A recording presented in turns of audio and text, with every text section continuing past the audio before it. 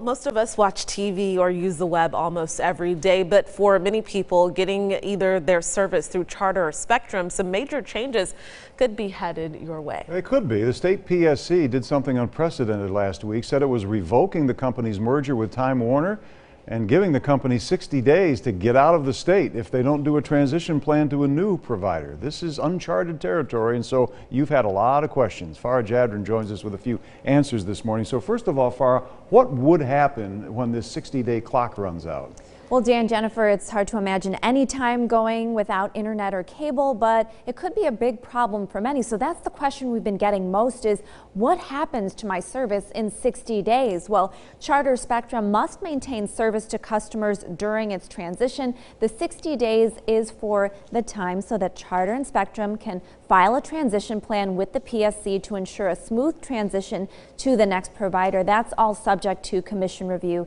and approval. Well, others are wondering what happens to the rural broadband build-out once a new company takes over. The company is required to comply with the public service law and franchise obligations, which originally required them to build out to certain specifications when they took over from Time Warner Cable. And likely the next frequent question people have been asking is what happens to the roughly 11,000 Charter Spectrum workers?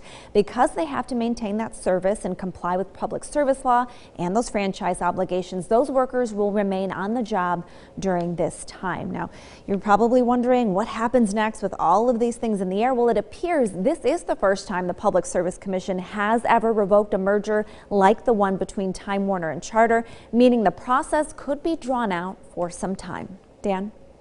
Farah, thanks. For more on this, many other details on what you need to know, you just go to localsyr.com.